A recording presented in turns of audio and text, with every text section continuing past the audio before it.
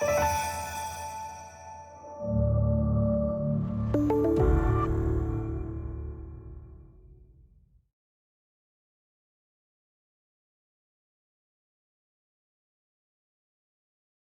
afternoon, everybody. You're all very welcome to tutorial day 1, Theology.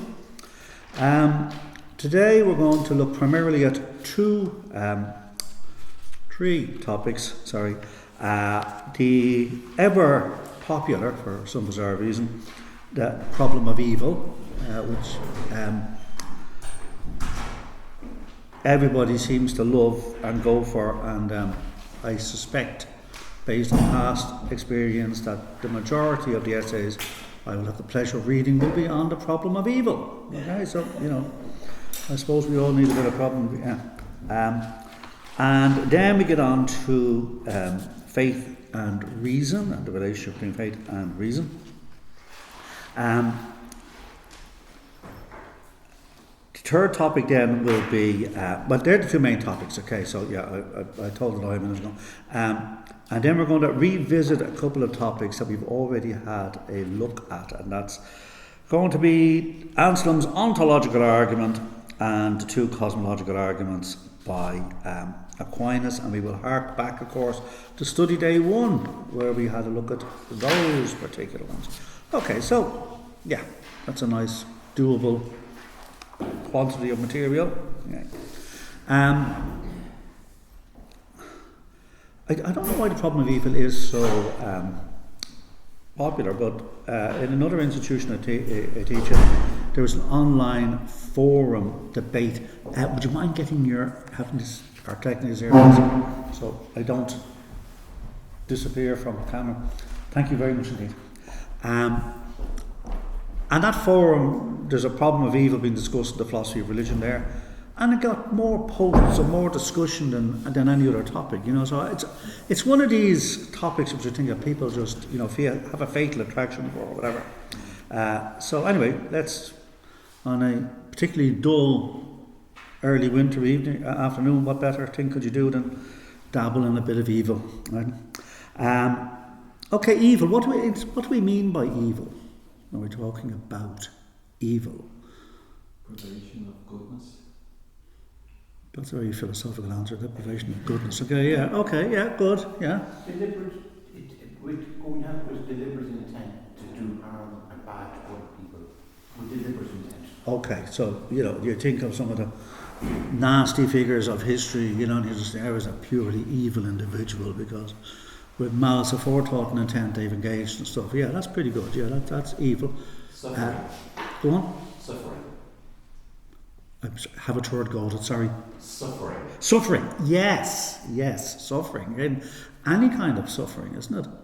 And probably that is a better way of looking at it, isn't it? Because, thank you, we can obfuscate the notion of evil. What do we mean by evil? And you can kind of, play around with it. But we all know what suffering is. Anybody who's ever had a toothache, or a migraine, or a bad back, or whatever, never mind all the more awful, god-awful things that can befall you, know exactly what suffering is. So it's got to do with suffering.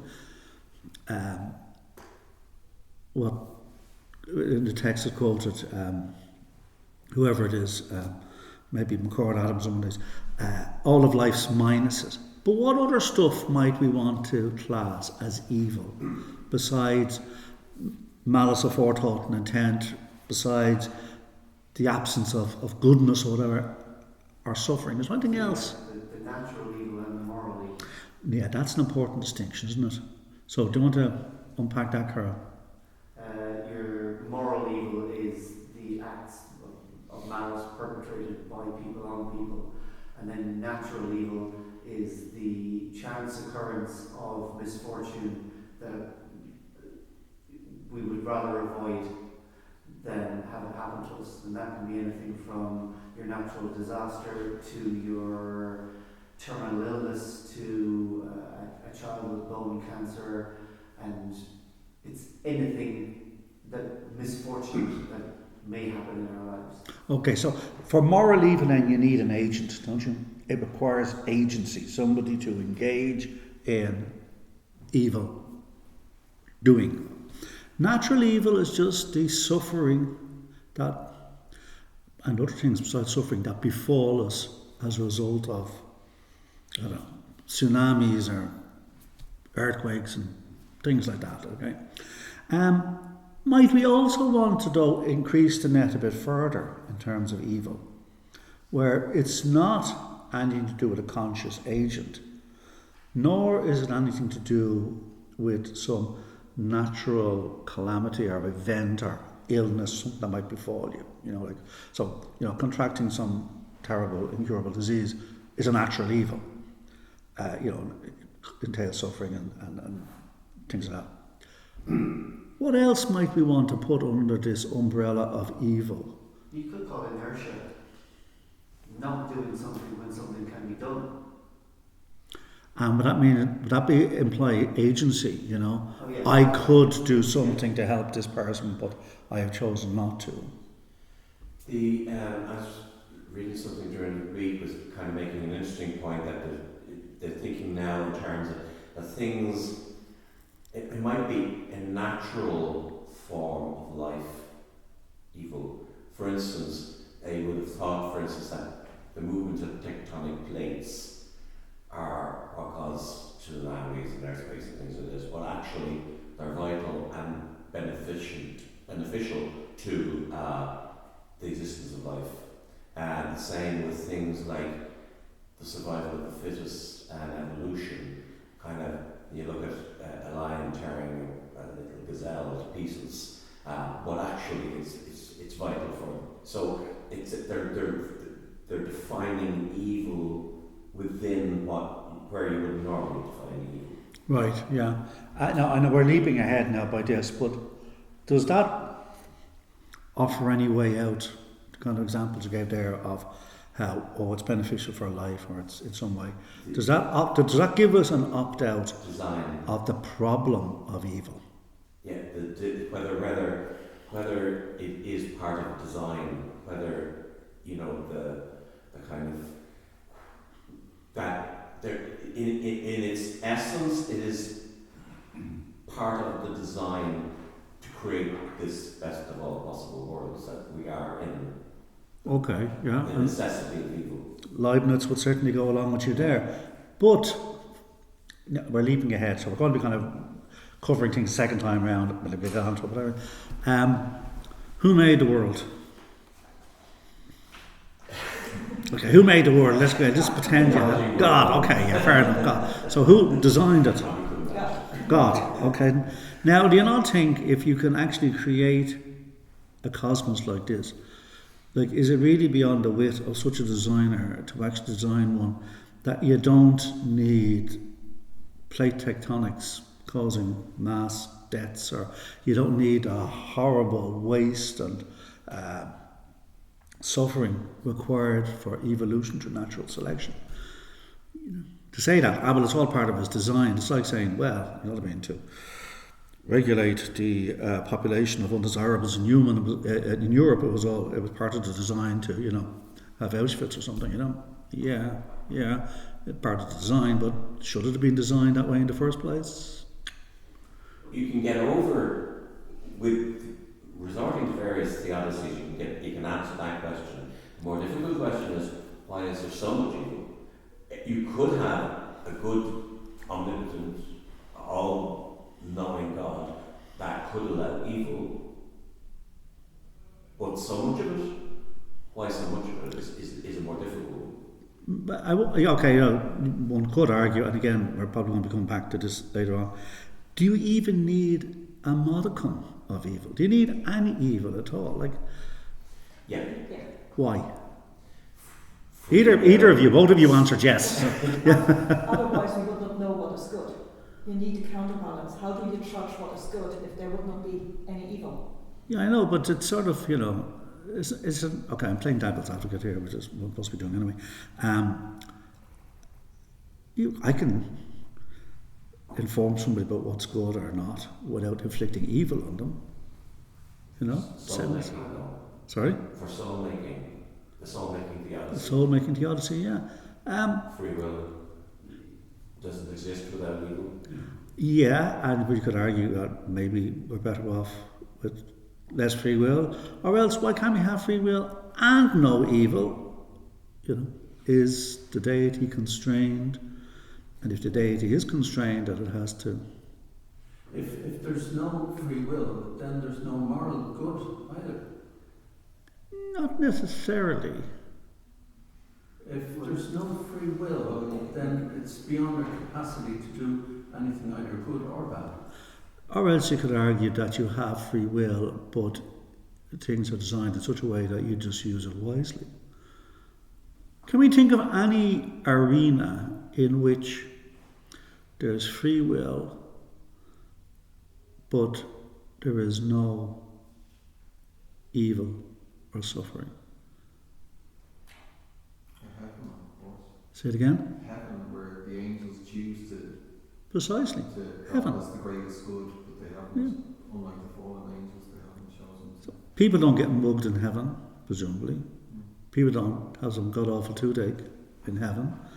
People, have free will in heaven. Yet, But that's not a philosophical argument. now you could say that if the deity is omnipotent and can create a realm such as heaven, in which there is no scope for any evil at all, why not do it for the full shooting shebang?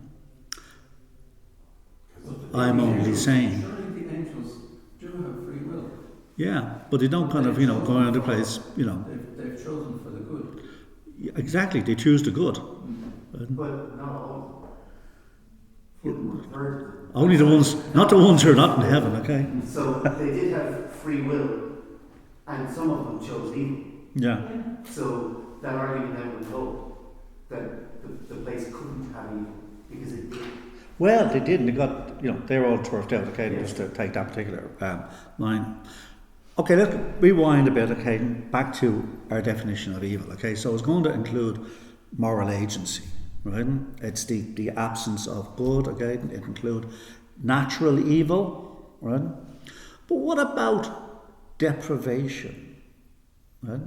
And loss and things like that. Like if you're born into some god-awful hellhole, where there is rampant poverty, ignorance, limited life expectancy, Thomas Hobbes's thing, the life of man, solitary, poor, nasty, brutish and short. You're born into that kind of, war-torn Somalia in the 1990s or whatever, that kind of stuff.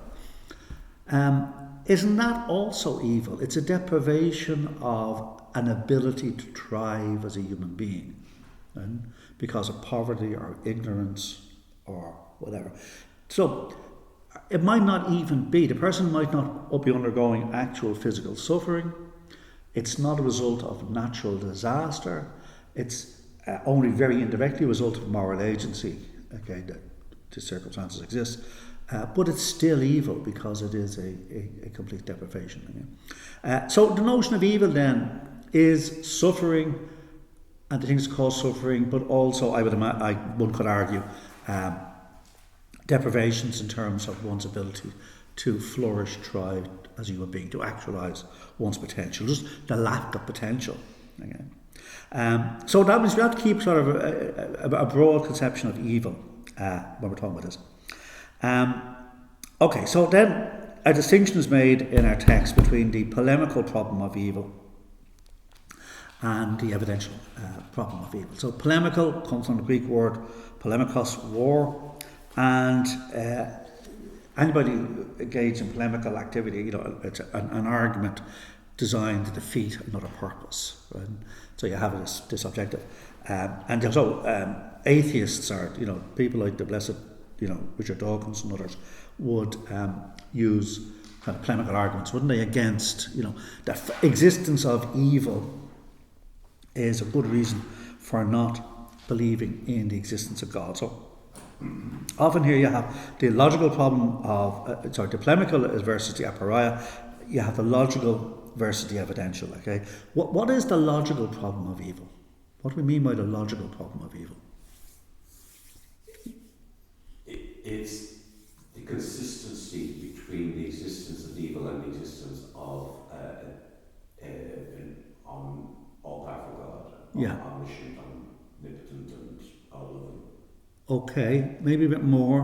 What? It's that the inherent contradiction between the two. You can't have logically the all-powerful, benevolent, omniscient God and evil. It's either or. You cannot have both. One is a contradiction of the other. Right, so the mere existence of evil logically entails the non-existence of God. And how would we explain that or cash that out? Why does it logically entail? Because God's attributes, if he's omniscient, he knows that evil's going to occur or can occur. If he's omnipotent, he can stop it. And if he's omnibenevolent, he would if he could. Yeah. So therefore, if any of these three are not met, his position is untenable. Yeah, or at least the perfect being theology notion of God's, you can have him, but he knows what's going on because he's omniscient, he's motivated to stop it because he's omnibenevolent, but he just can't manage to do it. That means he's not omnipotent. Okay, so he's not the God of traditional theism, or say, Christianity. Or else he can't stop it, he's motivated to stop it, just doesn't know what's going on. In that case, he's not omniscient. Okay? If you want to have all of those attributes of God, omnipotence, omniscience, omnibenevolence, that seems to preclude evil. So how can we... Okay, so the logical problem of evil, given God's omnipotence, omniscience and omnibenevolence, this should logically exclude the existence of evil. That there is evil shows that such a God doesn't exist. Mm-hmm. Maybe exists as a more inferior being or just doesn't exist at all. Okay. Why? So to get around that then, you would have to say what? To get around the logical problem of evil and argue that the mere existence of evil does not logically preclude the existence of God, what would you need to show? Some form of a viable theodicy, and there are. It won't prove incontrovertibly, but it will counter the argument. Right. So you need to show that in some way God permits evil for whatever reason, okay? And consequently, because he permits evil, and it's not a case of there's a logical contradiction there, again, that it, for some reason, and he might permit it because of free will, he might permit it because of, part of the soul-making thing, whatever. Okay, so... Or you just become a skeptical theist. Yeah, We okay. can't know and can never know, so... Yeah, that's true. Accept. Yeah, that's it. But it means then that any evil that exists is permitted. And if it's permitted, it's there for a reason, isn't that right? It's not just willy-nilly, you know what I mean? Here, let's have a bit more evil or whatever. No. Then that brings in the other problem, doesn't it? The one you mentioned earlier, I think it was you mentioned earlier on. The quality of evil. Exactly. Did you need to create so much of it? Yeah, unnecessary evil. Unnecessary evil seems to be... So you could, for some whatever bizarre reason, we need to have a bit of evil here because, it helps you make your soul, create your soul, or gives you free will, or whatever it is. But why so much of it? You can understand how you might want to have a bit of evil. Maybe even in heaven, I don't know, I haven't been there. There could be a bit of evil there because it's good for, I don't know, souls in some way. Okay, yeah. But you don't have this superfluous amount of evil. So the problem is superfluous evil. Evil over and above what's absolutely necessary. And that brings us nicely into the evidential problem, because that opens up the evidential problem. So what is the evidential problem of evil then? What does that entail? What is the evidence? Evidence of what? The improbability or probability of God. It's not that God is not there, he may be unlikely. No, the evidence is evidence of what?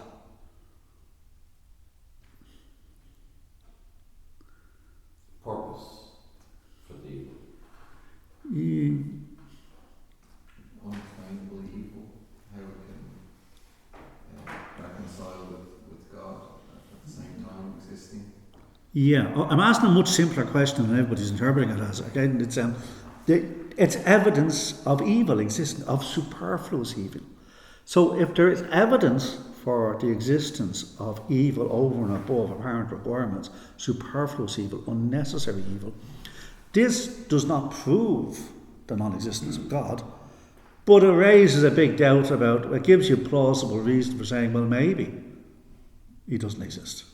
Because after all, you say it's logically compatible to have God and evil. Yeah, maybe God needs a certain, but so much of it, the evidence of all this extra evil raises a doubt, but maybe, there isn't a God.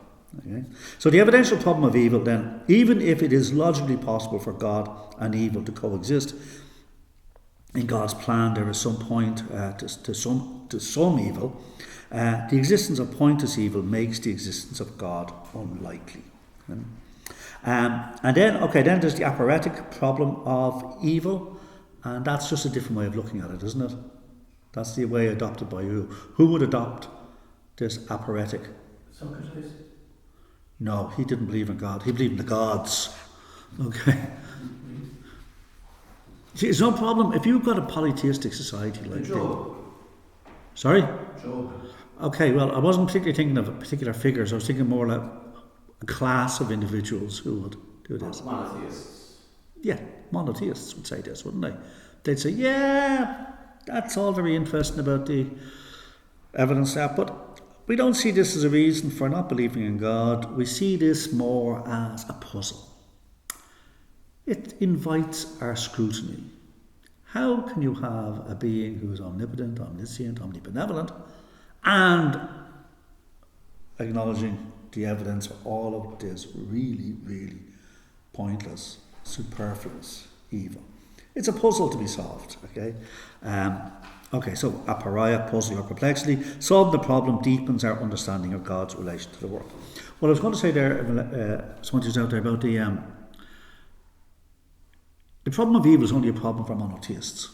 It's not a problem for polytheists, okay, like the Greeks, because they had, if you look at the morally dubious characters that were the Olympian gods, and they're always up to something, and they can have limitations there because Zeus is the most powerful of the gods, but he's off, having wine and cheese with the Abyssinians or whoever it is, and he doesn't know what's going on.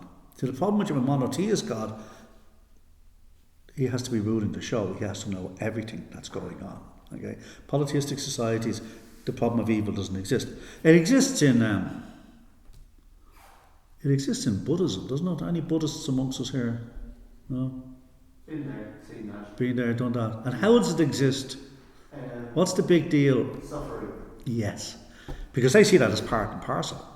So what's the problem for Buddhists then? Not the existence of suffering. But that everything is suffering in this life, and trying to not relate to that suffering in a way that personalizes it. It's just a thing that happens. Yeah, but it's also a problem too for Buddhists that the distribution of suffering, isn't it? Yeah. Because there are people who seem not to have a lot of suffering, and there's people who have an awful lot of suffering, are much more intensity of suffering, okay? And well, the Buddhists would answer it in terms of karma, wouldn't they? Bad karma, basically. Yeah. Yeah, that's one of the things I didn't like about Buddhism. Is their definition of karma is it's a bit watery. Yeah, we're not going to get to Buddhism, but it's very difficult to line. Thomistic discussions of God line up, obviously, very well with Western rational thinking, okay? Because Thomas's God is a rational God, okay? Western rationality, I don't think lines up desperately well with Buddhism. I'm not saying Buddhism is wrong, and that Western rationality is the only thing, but our rational way of doing things creates difficulty for people reared in that context, trying to assimilate Buddhism. A lot of people from the East who will say Westerners can't get Buddhism, no matter how well they try it, no matter how well they do it. because the way our minds work doesn't allow it. Yeah. Well, I'm definitely one of them. Yeah, that's yeah. Okay, and that doesn't mean that Buddhism is wrong. It just means that maybe just I'm not up to the job of it. Okay, right. Okay, so there are 4 responses. Yeah, there's different ways of dividing this particular cake, and you can put it to the theodicies in different ways. Theodicy, that's a great word, isn't it? Someday that'll get you out of a hole in Scrabble. Okay, you know, you're looking at theodicy. Yeah. What is meant by a theodicy? What is a theodicy when it's at home? An understanding of the world from the point of view of the creator, or somebody who's created the world. Sort of. An argument, Defense against the problem of a evil. defence there, or an argument there. Yeah. Sorry? Defense against the problem of evil. So it's a way of justifying God's ways to men, isn't it? Yeah. Know what I mean?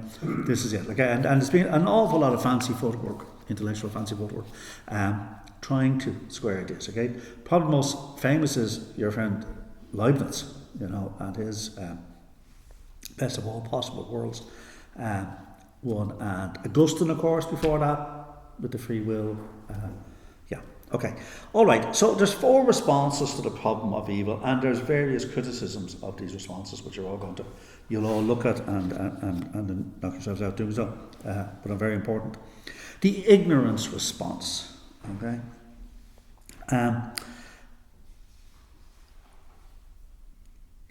This is beloved by theists, and it helps address the problem if you see evil as a puzzle and aporia, okay? But it doesn't seem to maybe hold that much water when it comes to the evidential problem of evil. And it basically says, well, what does it say? In your own words. God is mysterious. God is a mystery. That's a mystery. Yeah. It's not the greatest cop-out in a mystery. You don't have to answer mystery. Why is that the case? That's a mystery. And why is that the case? Well, that's a mystery too. Okay, you know. Yeah, but is that so that's not really satisfactory. It's never. It might be what you end up with after an awful lot of philosophical argument, but to start to use it as the kind of, you know, straight out of the blocks, well, it's a mystery. You can use that for anything, can't you? Well, I think actually it's not. I think a lot of people pass it off.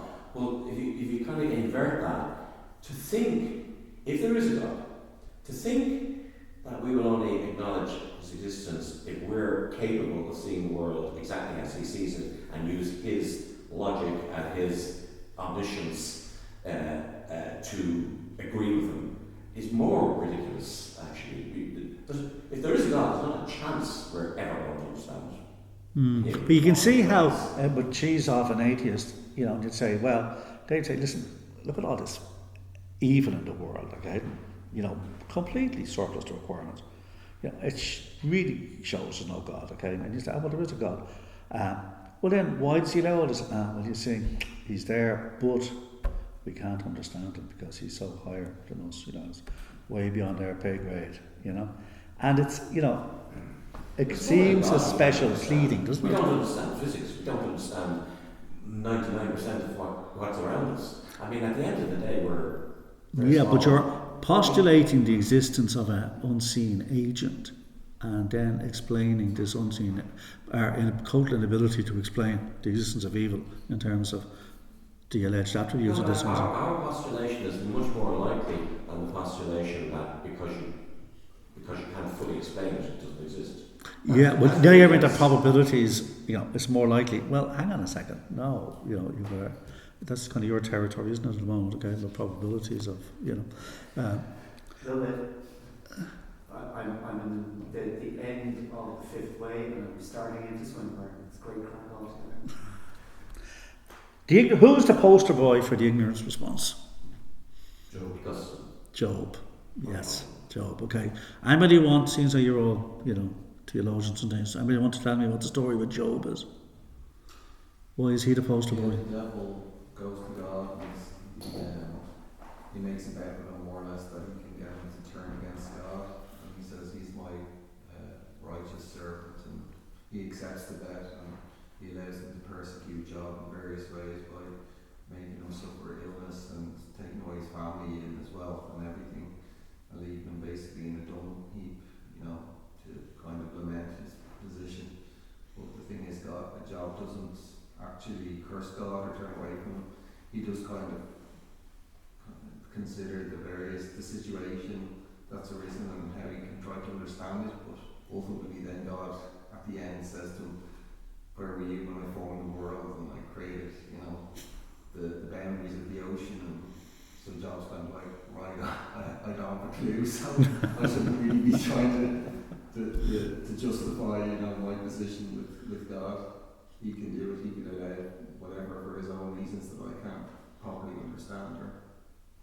Okay, so you have a God who, as you say, gets into a fairly unwise bet with the devil, okay? And you think, hang on a second, God, did you really think this one out, okay? And he inflicts or allows to be inflicted on Job untold misery, including the killing of a whole lot of people, okay, who stay killed, okay? They don't kind of get not a bite of the cherry, Job does. And as you say, he finds himself sitting on a dung heap covered in sores, in a loincloth, okay, which is all he possesses or whatever. That's by that stage. Lost all the wives, children, sons, daughters-in-law, the sheep, which apparently figure really largely in it, all gone, okay? And, he's hit rock bottom and he asks God, what's the story, God? Yeah. What's the big difference between Job's position and everybody else contemplating this particular dilemma? Job gets to talk to God. Exactly, that's it. If you know God exists and you say, hey God, what's going on? And next of all, there's clouds open and, a booming voice comes down and says, where were you when I was creating the world? Yeah, there's no problem. You have, that's a problem solver at a major degree. Again, but most people who are stuck in some god-awful situation trying to, understand why this evil has befallen them, you don't get sort of, a booming voice from heaven or even a text, there's no message, okay, at all. Anyway, the ignorance response, and there's going to be criticisms on that, make sure you look at those, yeah. Then there's the possible world response. This is going to just address the logical problem of evil. There could exist a possible world in which both the traditional God of theism and evil could exist. As God permits evil that has some purpose, his existence does not exclude the existence of evil. So, like we said, he might have it because it's, a world with free will is better than one without, okay? Or multiverses. Or which? The whole multiverse thing comes in under this as well. Go on. So like let's put it on this was the best way, just right, perfect. But you could, in quantum mechanics, there could be a variety of universes, the multiverses, and actually this might be just one of the mixes of good and evil. There could be other ones, and there are arguments within the multiverse theory, both for and against the existence of God, based on, because it can be used as an example of if there were gazillions of universes, the one that we happen to be in might be the exception. The old thing. Enough monkeys had a typewriter would eventually write the works of Shakespeare. And eventually we got a world that was just right to prove the existence of God, but actually that was just by statistics. Yeah, I'm not sure. I think that argument, the multiverse argument, correct me if I'm wrong, I'm quite probably am. I think that has more traction when it comes to the argument from design, as opposed to the problem of evil. But it can be applied. It's usually applied in the design argument. But it can also be used to actually disprove the existence of God, because there was one world in which the design was right doesn't necessarily mean the design proves there's God or a creator or anything like that. It just opens up a whole new Pandora's box of. Yeah, I always find it amusing that, and it's leapt upon by people. When you're trying to, now we're wandering slightly, not slightly, we have wandered into the argument of design, okay, but we'll get out of there shortly again, but there's no harm. I think Dawkins, used it in The God Delusion. I can't remember offhand where he used it, but he used it somewhere. And he says, well, of course, this world appears to be designed, but if we see it in the context of the multiverse, this is just, we happen to be by pure chance in a designished world, whereas most worlds aren't designed, you know? And people kind of leap upon that and say, oh yeah, but that's great argument. Well, no, it's not. You know, you're willing to postulate the existence of an infinite number of universes to avoid the God hypothesis. Now, when it comes to Occam's razor, you know, the simplest answer is we're in a universe designed by a designer, rather than postulating the existence of an infinite number of universes. Who have we ever seen? But then the counter argument is also, if there's an infinite number of universes, there's a possibility that on one of them there is an all-powerful designer who designed that one. For every time that you say that there is no God in any of the other universes, it does not preclude the possibility of there being a God in one of them, because of the infinite nature of the argument. But then you're only going to say it again in English. You're only going to end up with a localized God, not the, you know, and that's not a universe. That's not God.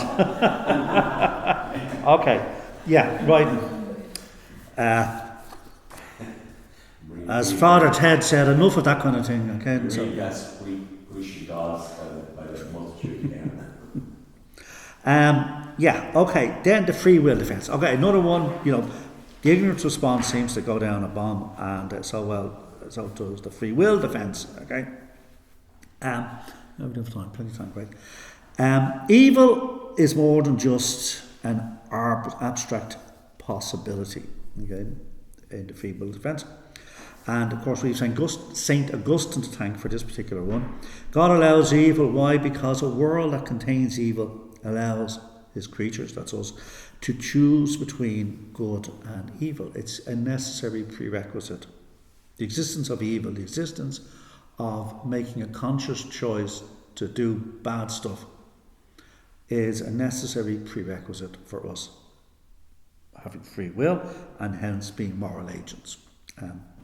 A world without evil would not give us an opportunity to use our free will, and a world with agents who choose freely is a better place than a world in which there is no freedom of the will at all, because there's morality there.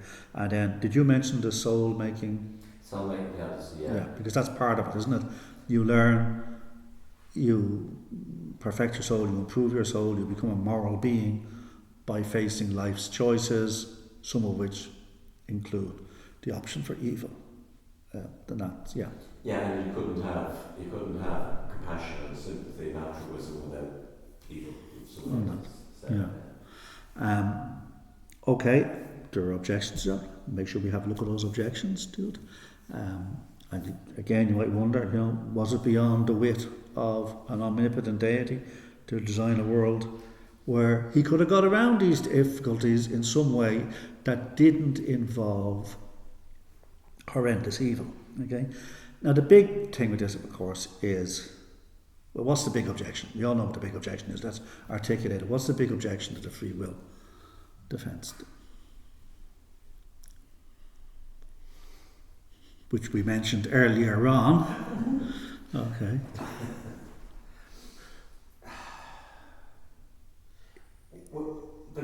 Could God have made us? Well, no. There was something, we just mentioned it earlier on. What exists? What other type of evil exists that? Oh yeah, natural evil. Natural evil. That's it. Yeah. So free will defence gets around that. But how might you then address the natural evil thing? The loss of God's grace through the fall of the Garden of Eden does not introduce sin and the fallen nature.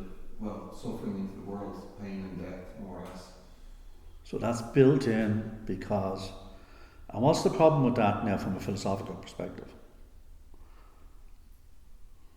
What do you got to go along with too? Well, you've got to assume that the creation story.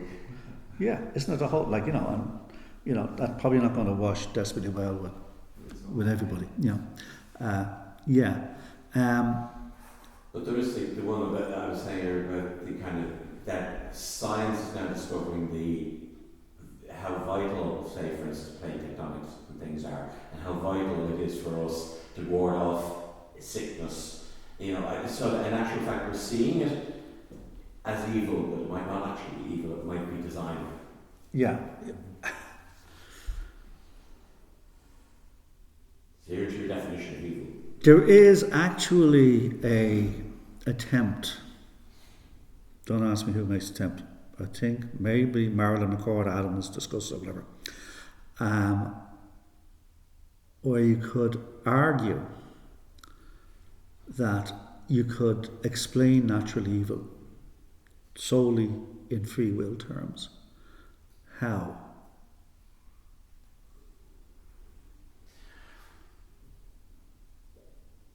Healthy living, climate change, and all that sort of thing? No, because that doesn't really, we get struck by an asteroid in the morning, you can, all your greenhouse gases won't have caused all that. Our choices lead us to places. Say it again, Carol? All our choices lead us to places. If you choose to cross the road, the bus may hit you.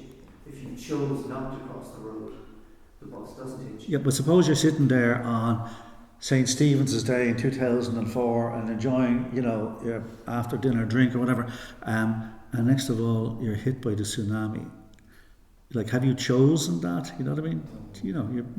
You just, whatever. The way they try to do it, and I have to say, it's as dubious as hell. There are agents who choose to do this, but these agents are demonic. So everything that befalls us in terms of natural evil has a demonic background. Yeah, that sounds like a prompt step back into 1322 or something, you know what I mean? Could you imagine trying to explain that to scientists? Well, you see, the reason why that happens is because there's demons. Yeah. And surely for every demon there would have to be an angel. So, demon says, let's make this difficult. The angel says, actually, let's get in. But are all demons angels? Are they all fallen angels? Yes.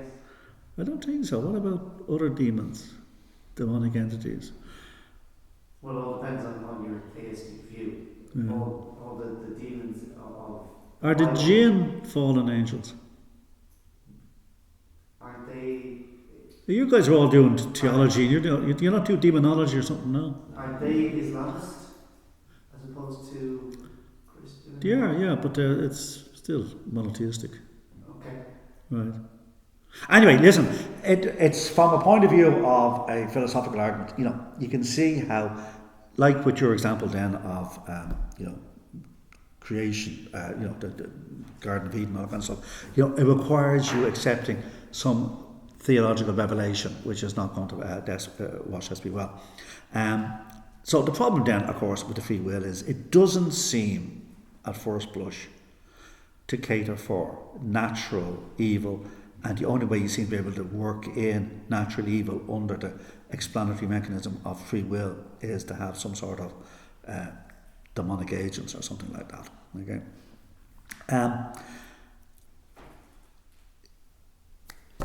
There's one that crops up in the literature quite a lot. Rose fawn. We know what a fawn is. Think of Bambi and stuff. Okay. And Rowe, what was Rowe's first name? R-O-W-E. I think he put this back in the 1980s or 90s as an argument for in terms of against the free will defence. The problem of natural evil, and people say, well, we need natural evil maybe because it helps in the soul making. Okay,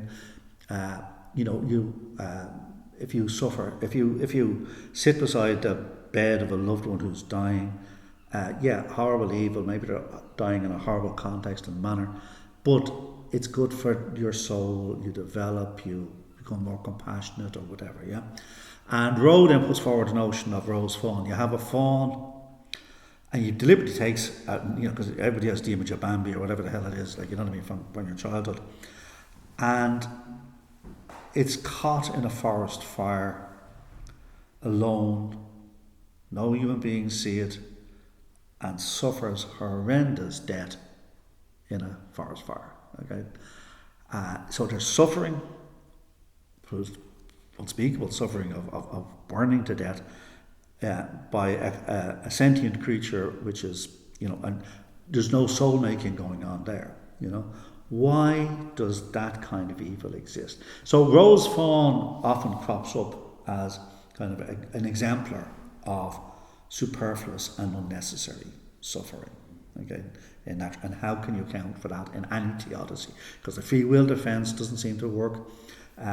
You end up with the ignorant response. Well, yeah, sentient creatures like fawns burning to death in some forest fire is, well, we don't know why he does it.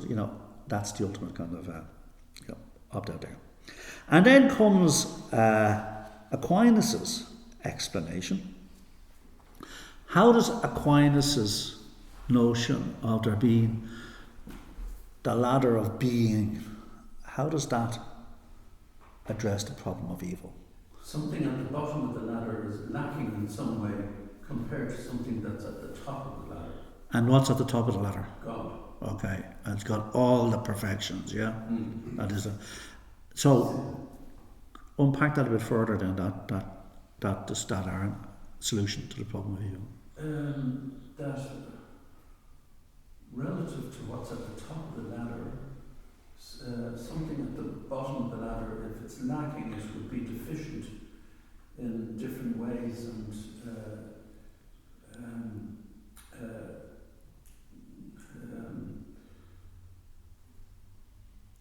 not have a good existence, I suppose. Yeah, I see where you're getting at. But it would need to be, I think, a little more explicitly stated. It's not.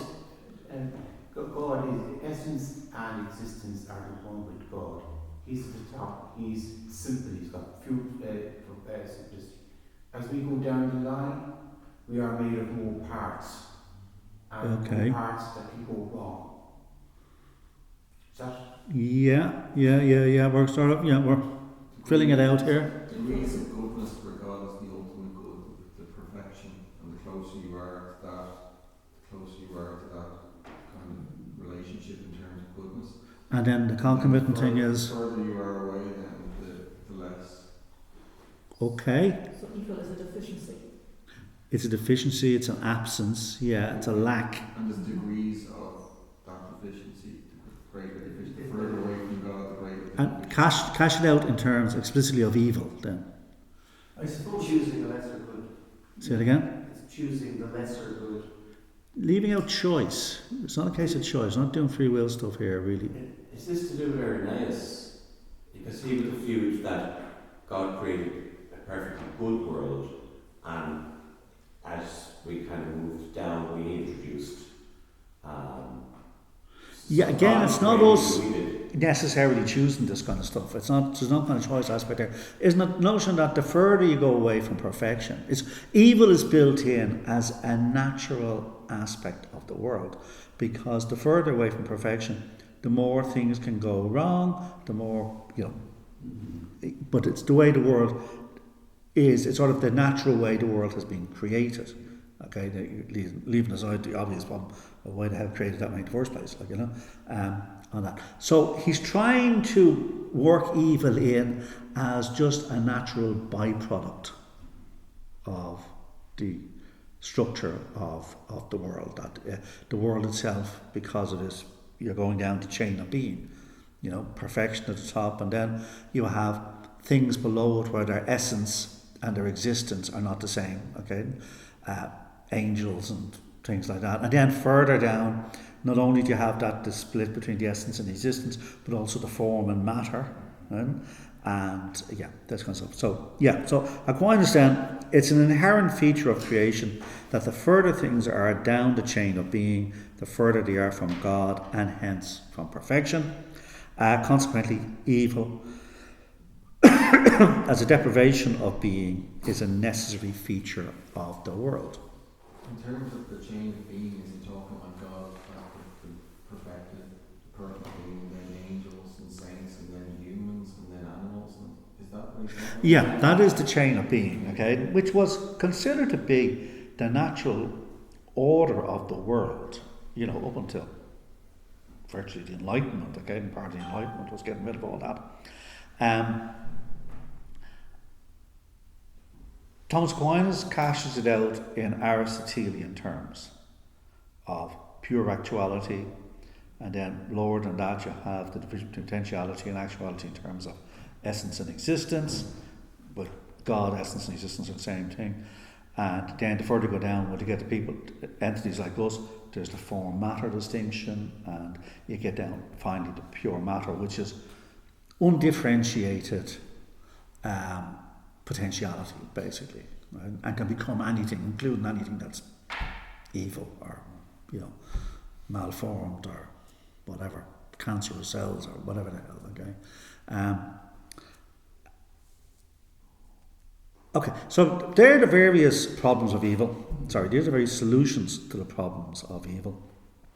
And have to look at those. If you're interested in this particular topic, make sure you also look at the criticisms, okay, of the various solutions.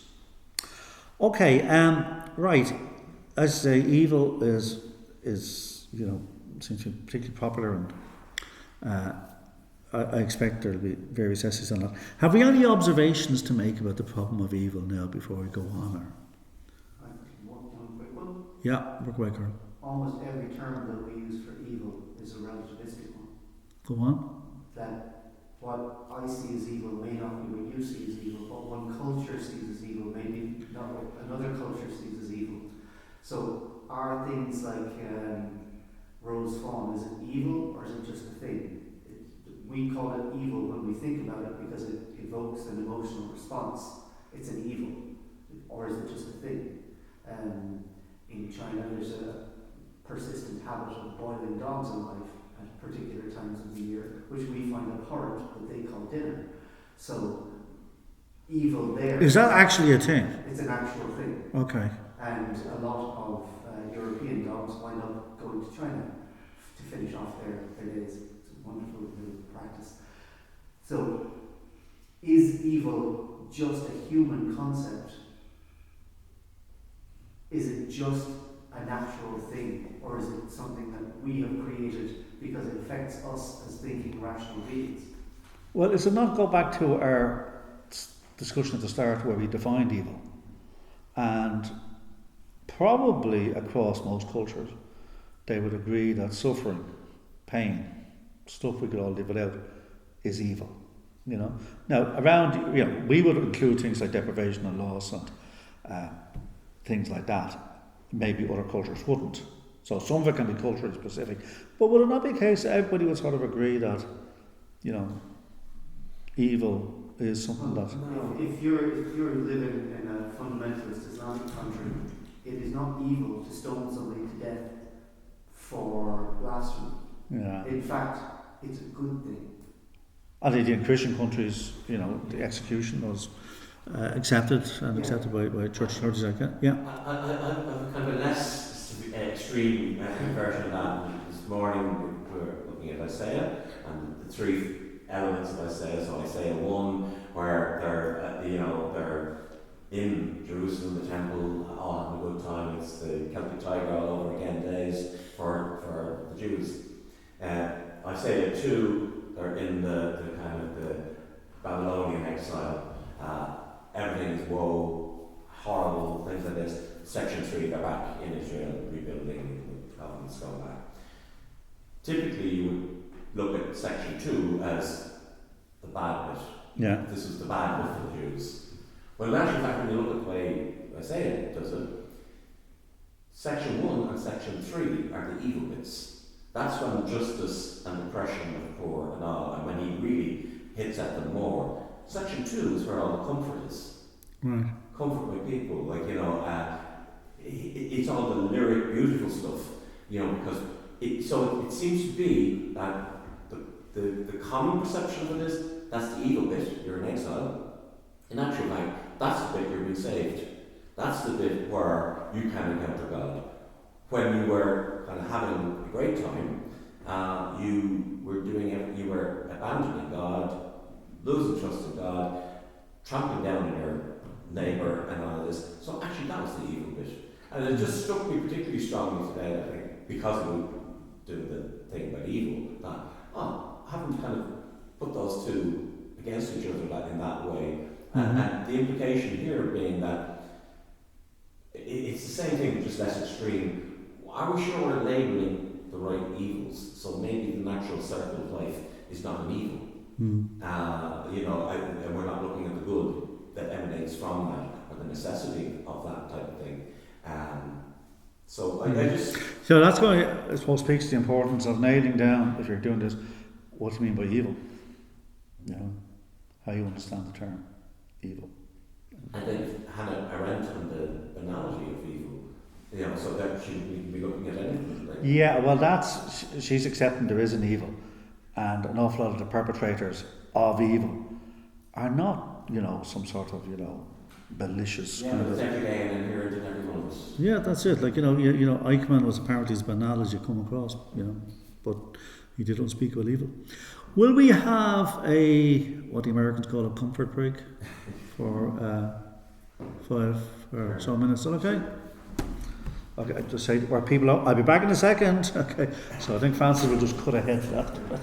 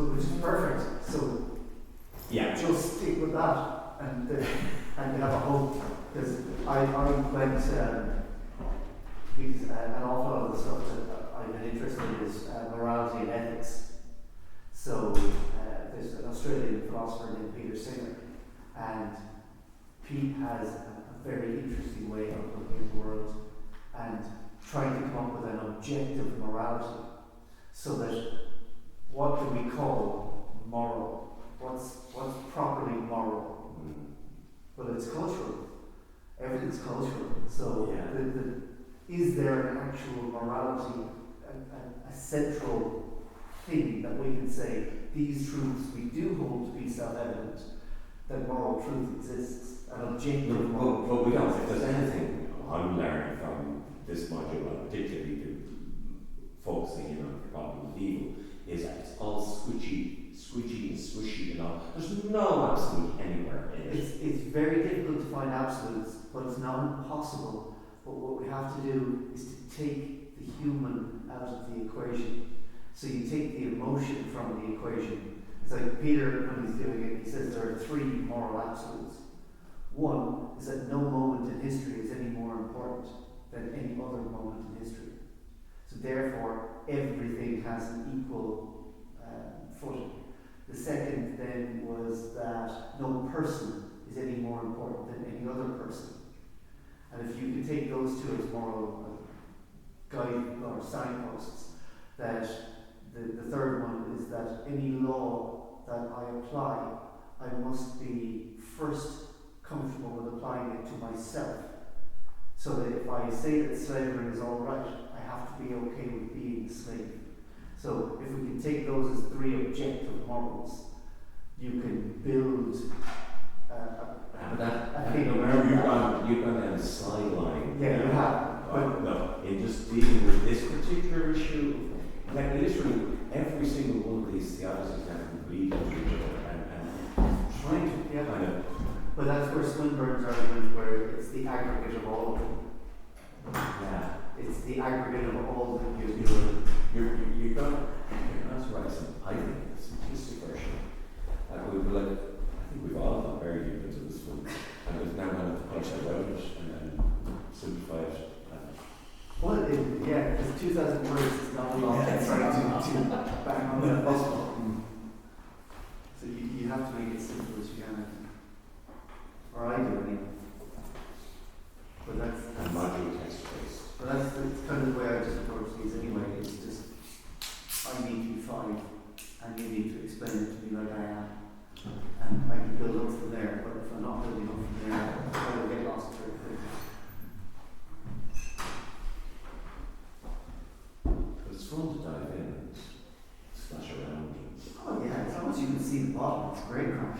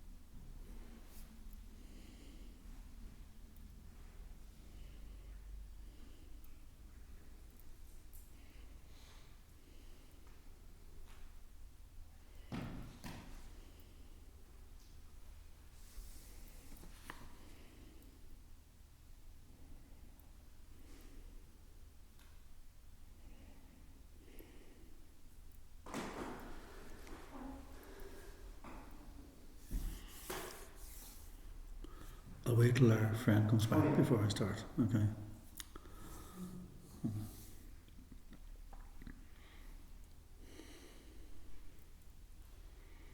So, am I going to wait up on Tuesday night for the Oh results? yeah. I would do it. But I think this is going to take days probably. Or else it would be very fast. Yeah. I'm not sure. It's one of the most Machiavellian episodes I think I've ever witnessed in American politics. There's so much going on in the background. Right. Everything from somehow prices in the last 12 months have managed to be raised by nearly 50% in Pennsylvania, but not in other states. Sorry, what has been raised by 250? Prices, grocery prices in Pennsylvania. And is that part of the Machiavellian plot too? Well, it's a, let's call it a conspiracy. Pennsylvania is that one swing state. If you can swing Pennsylvania, you're a lot of the way there. I know I'm going to regret asking this question, but who are the conspirators? Which side? Unfortunately, it's some of the Democrats at the moment. Okay, right, fair enough. All right, let's not go conspiracy theories. Yeah, okay, right. You're all welcome back. Round 2 and topic 2, faith and reason. Okay, what we mean by faith, there's a lot of discussion of it in the text. Look at the material, especially on a conceptual analysis of faith, page 65. What do we mean by faith? Anyway, like somebody says to you, you know, what you're a person of faith. What do you mean? You trust in something. You have faith. If I was to have faith in, just leaving about religion at the moment, if I was to have faith in somebody to do something I trust on them to deliver on what they tell me they will do. So there's an element of trust. Okay. And what other element, Chris says there's an element of trust. Now, what other element would there be in faith? Conviction. Conviction, right. Conviction without the proof. So conviction without observation. This is something you have to have hope in without any tangible, observable proof that it exists or is going to happen. Okay. Yeah. Because there's a distinction between knowledge and faith. Go on. Because in knowledge, you can prove that something is true, and therefore you don't need faith to accept it. Okay. Whereas, with faith, you haven't got the proof, as Carl says. Right. But, So, you have sufficient reason to take it on board. yeah. Obviously, I'm fishing for a particular term that's used in the text a lot. Okay, and I haven't come across it yet. Free will. Yeah. There is an element of, do you know, okay, I believe in something there, or I do, or, free will, there has to be that commitment.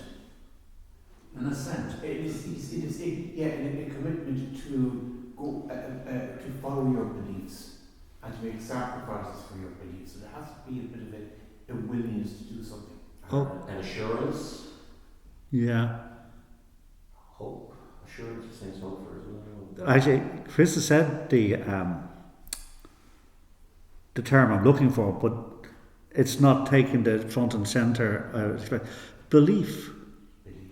Doesn't faith have to entail belief in something? There's a propositional something you believe in, you believe in the existence of, or making a claim about, as part of your faith. And then on top of that then comes things like commitment and, belief in. Is that enough? Because you can believe in things because they've been proved. Surely faith is the belief in things that haven't been proved. Yeah, but it's belief again. It's a belief in something that hasn't been proved, maybe. Again, I believe in the existence of God. So faith entails a belief. Right? As to whether or not there are adequate grounds for that belief, well, that's a different matter. Okay? If there were adequate grounds for that belief, would it be a belief? So belief there is an aspect of faith, but they're not the same thing. I believe the sun will rise tomorrow morning. Yeah, are you faith at a level? Yeah, but it's not demonstrable evidence of that. Yeah, no, that is a good argument from induction. Okay, all the rest of my life, every morning the sun has risen to use, and we know it doesn't really rise. So, on a basis of inductive inference, it's the exact same things you do in any other area of science. I believe that the sun will rise tomorrow. Every time I have turned on an electric switch, assuming all the bulbs are working, it has shed light on the matter. Okay, and I believe that if I turn on an electric switch there, it will do the same thing there. So it's an inductive inference. Okay, whereas belief in the existence, say, of a deity or whatever, or an attributes of a deity, you have to have this claim. There has to be some sort of claim, and isn't that going to be the issue then? That's where you're going to bring in reason, because once there is propositional belief, well then, how do you sort out rival beliefs, or how do you assess whether or not that's a plausible belief to have? You're coming at faith purely from a philosophical point of view, not a theological point of view. No. I'm coming at it from the exact point of view as discussed in philosophical theology. And that's going to be the whole thing about the faith and reason. Because as soon as you make a propositional claim, which is implicit in any faith notion, you then, if you're trying to unpack that concept, be it God or an attribute of God or whatever it is, you're then bringing it into the space of discourse, into the space of reason, to argue about it, or discuss it. Go on, Carl. Yeah, I suppose my difficulty there is, does belief then leave itself open to dogmatism? Because you are trying to, in terms of faith, describe something that is indescribable in a way that allows us to define it. And if you define something, you're placing limits on it. If you place limits on it, how can it be the thing that we're trying to describe, which is bigger than any limit? But isn't that exactly what we try to do? This goes back to Socrates. You try to define things. What are the contours of this particular notion? Okay, what constitutes as being part of this thing as opposed to non-part of this thing, or this thing in contrast to something else which might be similar but is different. You know, you go into that by reason. So if somebody says they have, you know, they believe in God and he's got all the attributes, you know, including the attribute of being an excellent snooker player. You won't say, well, hang on a second. You know, what do you mean? He says, well, it's got all perfections. Well, that's not really one of his perfections. Well, it is. Well, then you're into the area of reason. Like, should you really include the ability to, you know, play snooker as something that's fitting for the day? The point is, you're into the area of rational discourse, okay?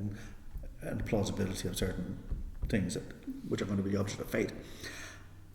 Which, of course, precludes what? What does it preclude? Once you start saying you're necessarily employ reason, what view of fate are you precluding? An irrational one. Which would be? Blind faith, faith for faith's sake. Which would also be known in terms of the vocabulary of our text. Fideism. Extreme fideism. Fideism, yes, indeed.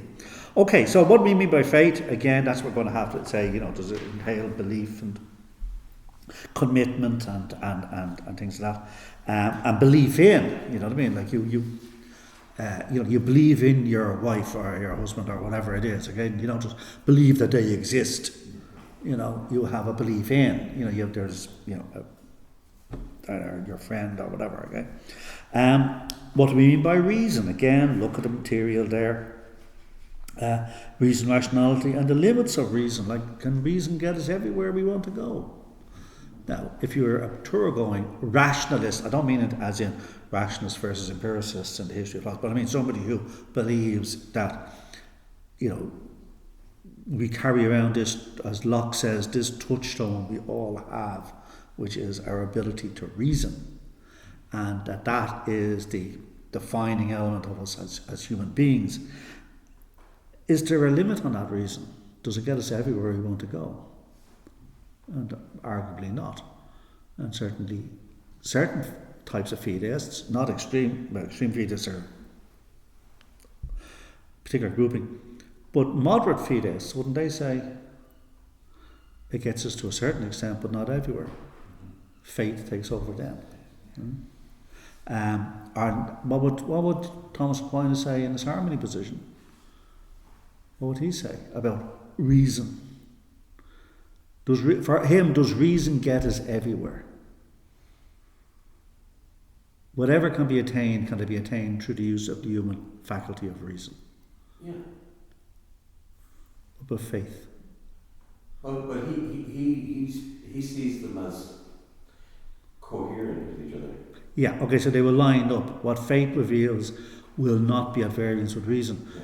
But can faith get to places that reason can't get? Yeah. And they are? Some of the doctrines in Christianity. Exactly, yeah. Such as Incarnation.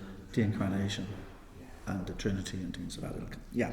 Okay, right. So, yeah, an interesting debate is this tension between faith and reason. For rationalists, and we mean rationalists in that sense, that somebody who will elevate reason as being the ultimate be-all and end-all, like what was his name? W.K.C. Clifford or W.H. Clifford, whatever his name was. He was kind of tour-going advocate of reason, late 19th century, himself and Henry James had a bit of a ding-dong.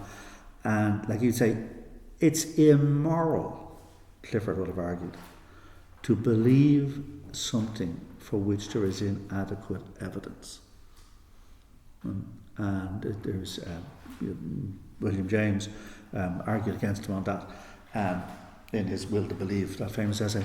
But for many rationalists, they would follow that Clifford's view. So people like Dawkins and that would say, belief in God is not just unfounded, it's virtually an immoral thing, because you're believing in something without adequate grounds for belief, without adequate reason, without evidence for it again. But then you say, well, what constitutes evidence on this? So for rationalists, all our beliefs must be based on reason.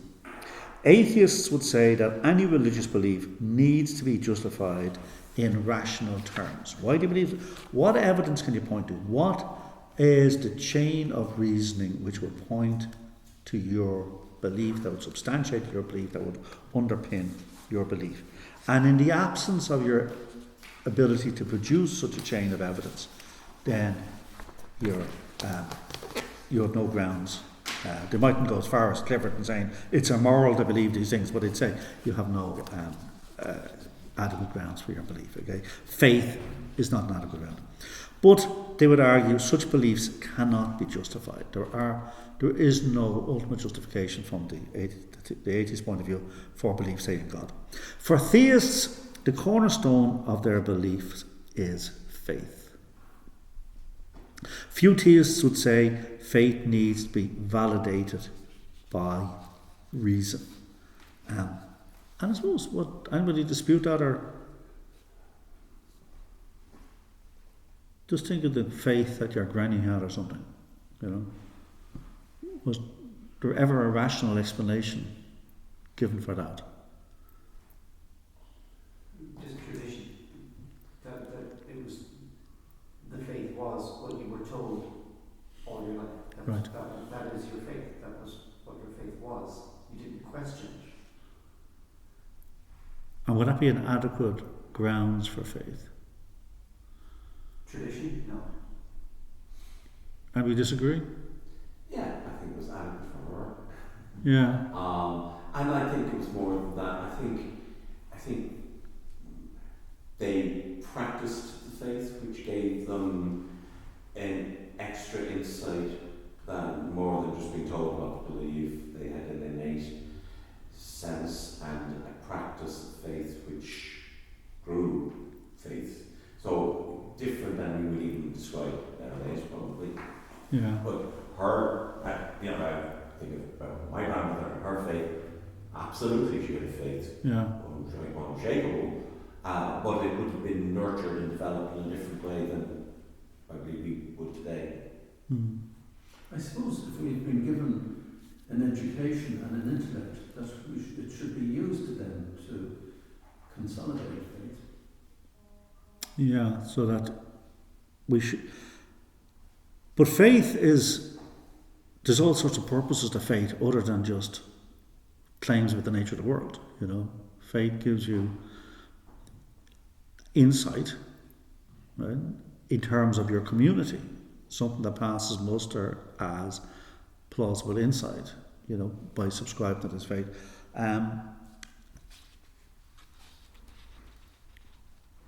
We're not in a position, even when it comes to our faith in science, how do you rationally justify your faith in reason?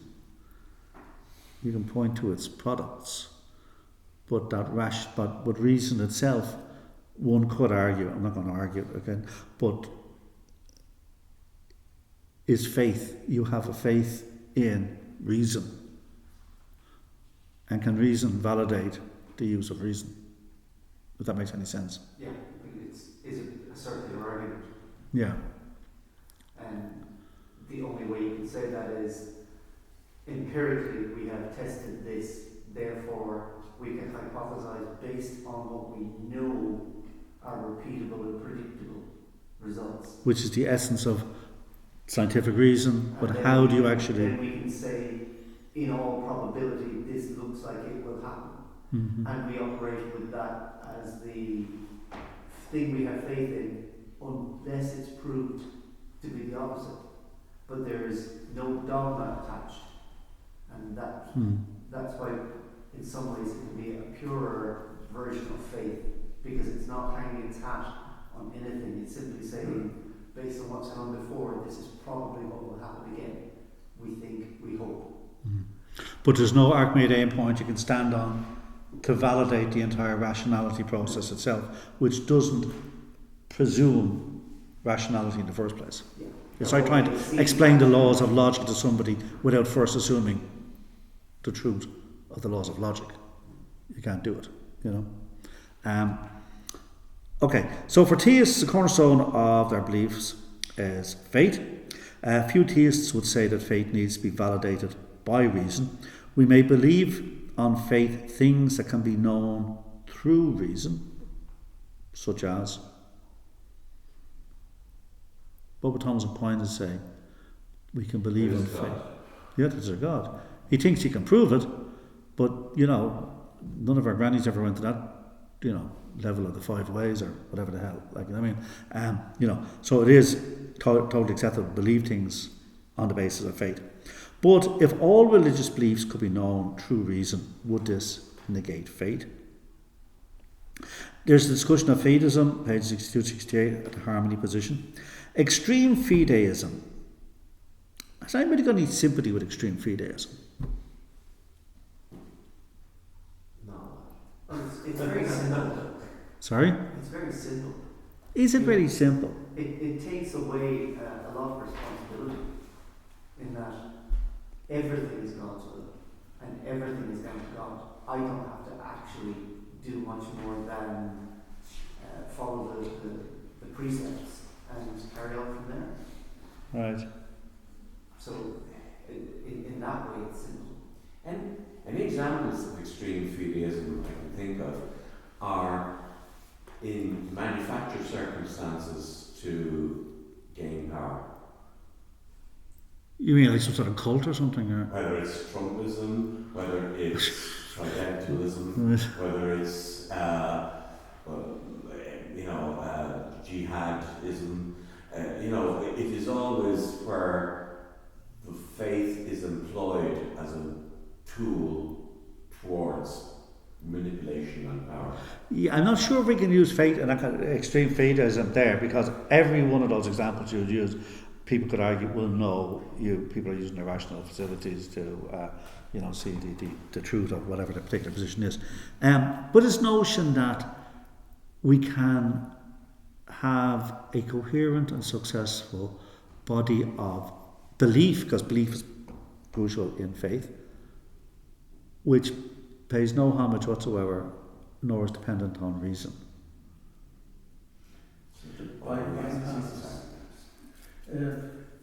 There's a definition I came across. It's a definition of fundamentalism, which says fundamentalism is socially dysfunctional biblical literalism that bypasses critical study.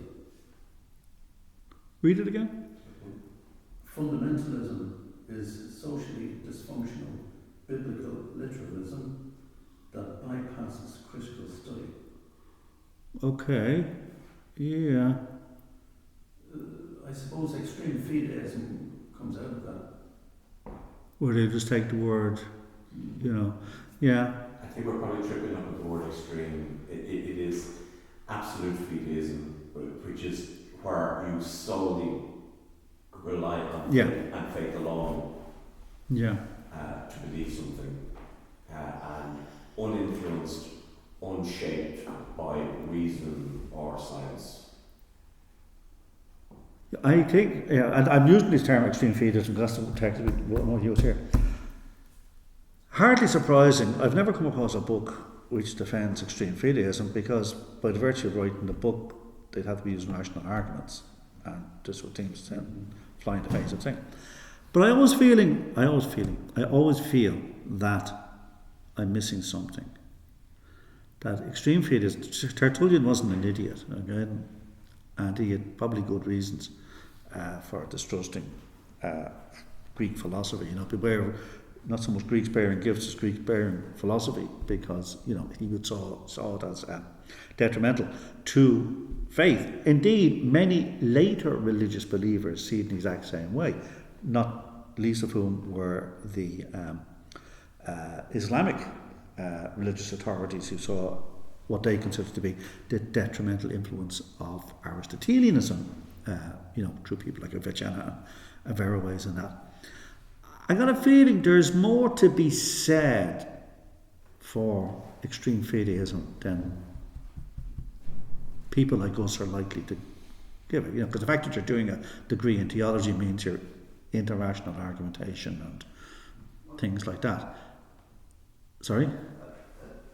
It's funny because I had a conversation at 10 o'clock this morning with a pair of Jehovah's Witnesses, and extreme fideism is a large part of the cohort of their belief. Right. In that, yes, there are scientific arguments that can back things up, but an awful lot of what they believe is based solely on faith that this is going to happen the way it's going to happen. So, but it's based, like Michael says, on a text. The fideist, the faith aspect is the belief in the veracity of this text. The absolute Yeah. clarity of that text, that it can't mean anything else, it must mean exactly what is said. Yeah. A very literal interpretation. And I suppose harks back to the fundamentalism bit.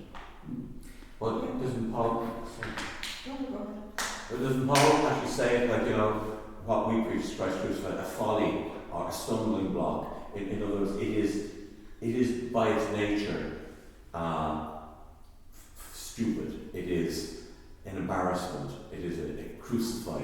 It shouldn't be believed at all. But that's what we believe. I'm paraphrasing. So this is, I believe, because it's absurd.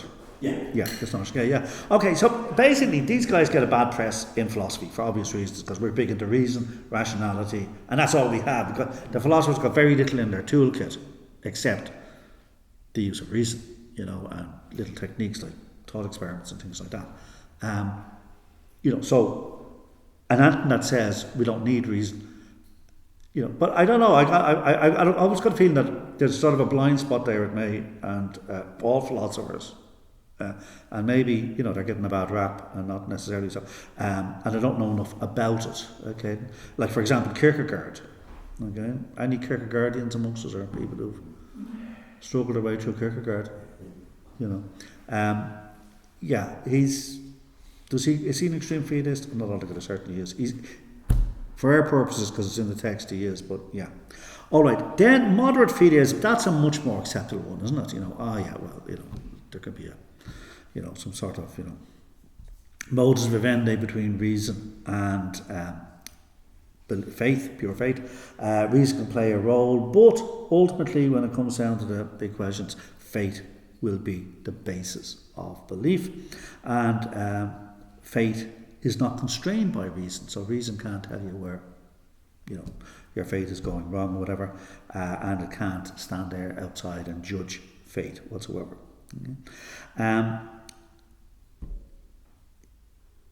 Thomas Aquinas goes for a position which is near enough to that, but there's a distinction between the harmony position and the moderate fideist position. Reason and faith work in tandem in this harmony view. Okay, faith can take you places reason can't, and we had that earlier on, the incarnation and the Trinity. Crucially, faith does not contradict reason. This is the big thing. Aquinas' God is a rational God. Okay, this is a guy who does things in accordance with the rules of logic, and there's nothing contrary to reason in the Christian outlook, and if it appears to be, we just haven't thought about it clearly enough. And when you do clearly think about it, you will see that everything lines up, honky-dory between the two ways. And reason then, where's the role of reason? It's not supplanting faith, but it's helping us to guide faith. Okay, and so faith seeking understanding, that whole notion. The two wings that John Paul II wrote about, his encyclical on faith and reason, that they are two wings on which I can't remember something. But we all follow. Right. Some entity that needs wings, these are the two wings thereof. Yeah, okay.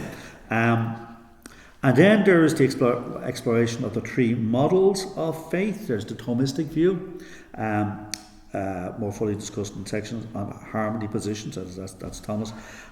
Faith entails holding certain beliefs. Thomas Aquinas is the quintessential philosopher, and he brings theology into this whole philosophical way. Not necessarily. I won't distract myself. Faith entails holding certain beliefs, believing that and believing in. Some things are believing that, propositional attitude, believing in, much more notion of having faith, trust in something, or in someone. So it's not just a case that I believe God exists. I also believe in God. I believe God's going to is this, that, and the other thing that's going to be beneficial. Beliefs based on faith versus beliefs based on knowledge.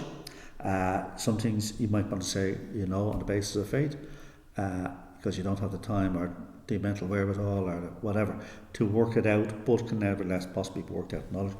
Belief and knowledge are mutually exclusive. What's that mean? Belief and knowledge are mutually exclusive. You can either believe or you can know, but you can't do both. Right, so I know that this is water, but do I believe it's water? Literally no, because I know it already. It's not a matter of faith. Again, faith is in stuff which is unseen, stuff which cannot be established by empirical means. Sorry? Belief and knowledge, faith is midway between knowledge and opinion. The Greeks used the word doxa for opinion, from which we get dogma, isn't it? He's a real system builder, wasn't he? He liked to have everything in his whole system, like Aristotle and Plato indeed, but especially Aristotle, this whole system builder, and everything fits in there nice and neatly. And you can see how, to the Tertullians and Kierkegaards of this world, that stuff, everything gets kind of hammered into place, anyway. Some beliefs can only be grasped by faith, they can't be grasped through reason, and we saw the Incarnation and the Trinity. Then, less extensively discussed, the Lutheran view. Faith in God entails the positive attitude of trust. Lutherans, more so than Thomists, emphasise the attitude towards the object of belief. Our friends, the demons, are mentioned briefly in this context. Not the Lutheran context, but I think the Thomistic context. What do they have? Where do demons fall down in all this? They believe, but they don't have faith. Yeah, their faith, there is the faith because they lack the attitude, don't they? They have the complete component, which I find absolutely, how do you, I don't know, maybe it's a whole area of theology to do with this stuff that sorts it all out, but if you're a demon, and you know there's a God there, how can you not? So your faith is not that you have belief in its goodness or the value of goodness. Will that be? Okay, right, anyway. Somebody's going to do an essay for me someday on demonology, and it'll be absolutely fascinating. Then there's the pragmatist view, okay, so this is, William James, the aforementioned. Belief is a minor part of faith. Faith entails emotions, actions, and attitudes. We have this, so, isn't that granny again? There was all these emotions, there was this attitude, whatever. There was the actions, the faith entailed doing certain ritualistic actions, going to Mass on Sundays, going to confession on Fridays, doing, whatever else. That was a whole part of faith that gave an insight, that gave us to the world, that gave us structure to the world, whatever. And the propositional attitude of belief was only a small part of that, okay? That you didn't have to cash it out or defend. How do we decide on the truth of rival systems of faith? Something which is the pragmatists faced, because you have completely coherent systems with their emotions and attitudes and rituals and whatever, which are internally consistent but are totally at variance with other ones.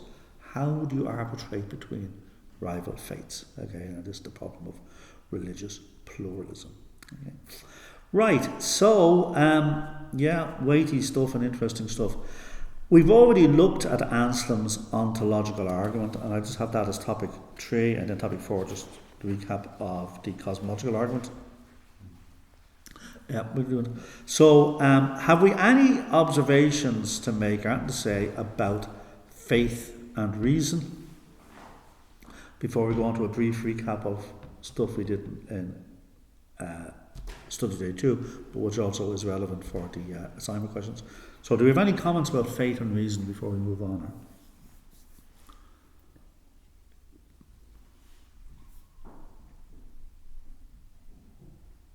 It can be a potentially very unwieldy type of discussion. Okay, so if you're discussing that, I can't even remember what the bloody question is now.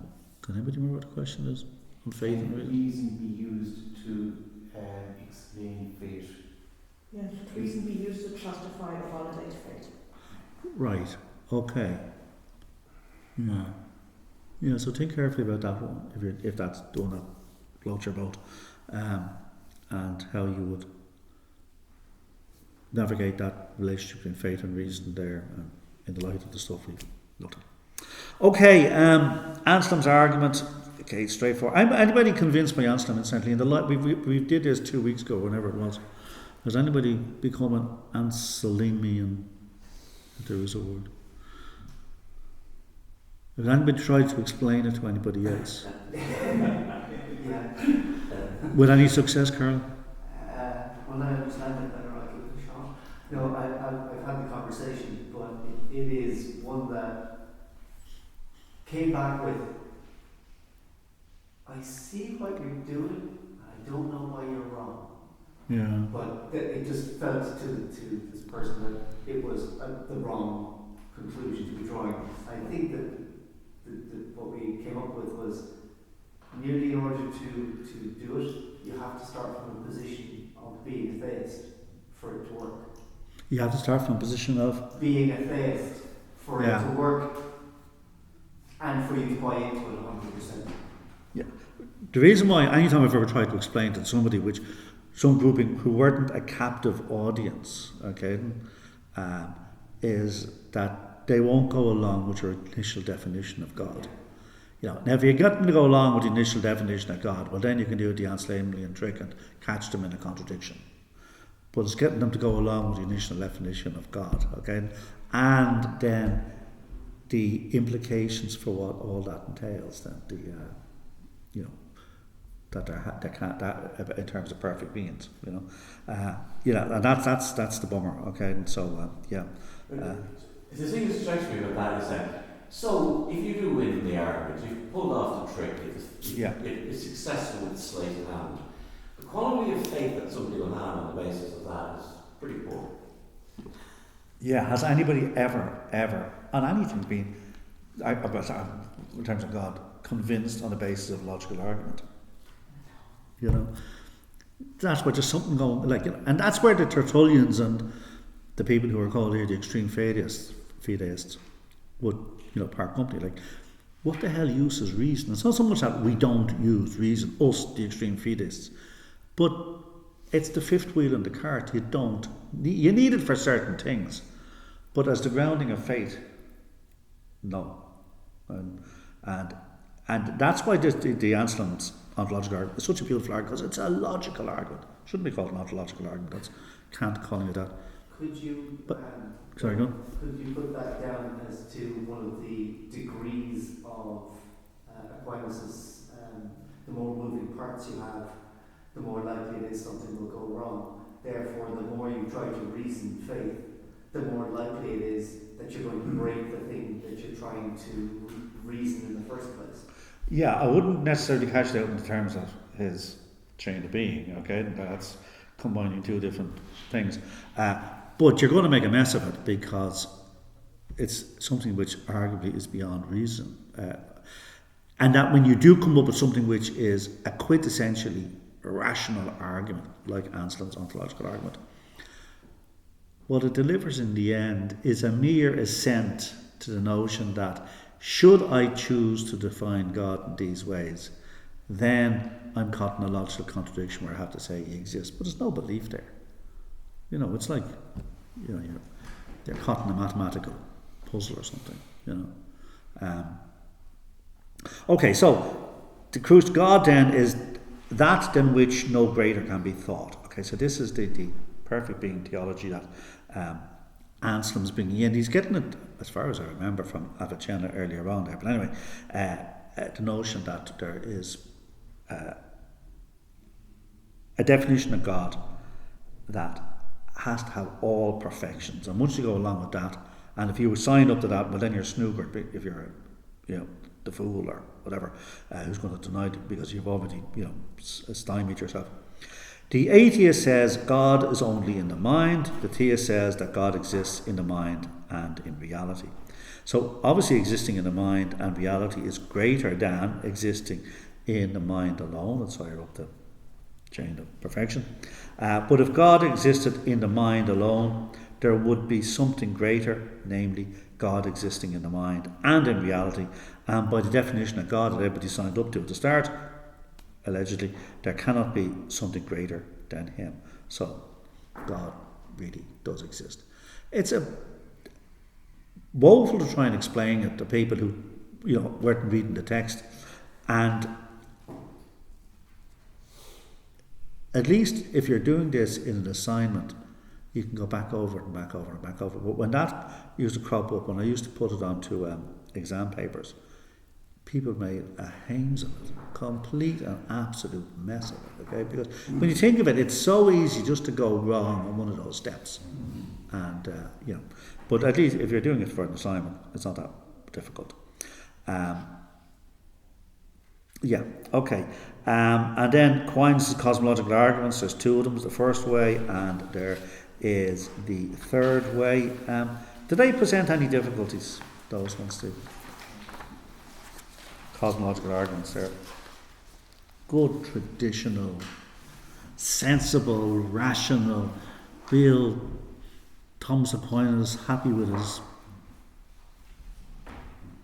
argument, I'd say, with this stuff here. You know, it's good, logical arguments here, these are.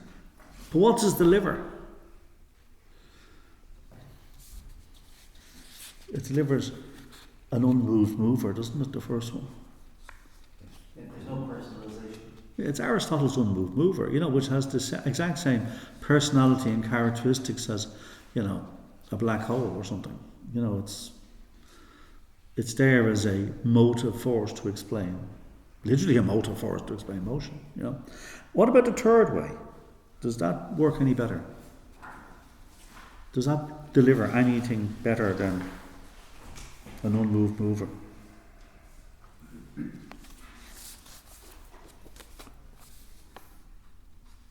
No, because it still fails to direct you to the God of classical theism. It has no personality attached. Yeah. It's again, it's a force, a being. It's an abstract. It's a tin God. Yeah. You know, it's not a fulsome God. You know, and my friends, okay, who apparently I'm converting to, the extreme fideists would say, yeah, again, you know, you're using all this great rational machinery and this great argument, which is a purely rational argument. You don't need empirical evidence. You don't need to put that into the test out there. And what does it deliver you? You know, tin simulacrum of a God. You know, it's not a real God.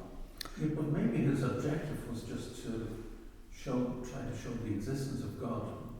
He wasn't necessarily getting into trying to show God's attributes. You're right, Michael. Yeah, that's it. Because doesn't he do the best of it in the Summa Theologica? Yeah. He's filling out, you know, he's putting flesh on the bones there. Yeah, that's true. Yeah. Okay, right. When do we all get back together again? This is for 23rd of November. That's only 3 weeks away, isn't it?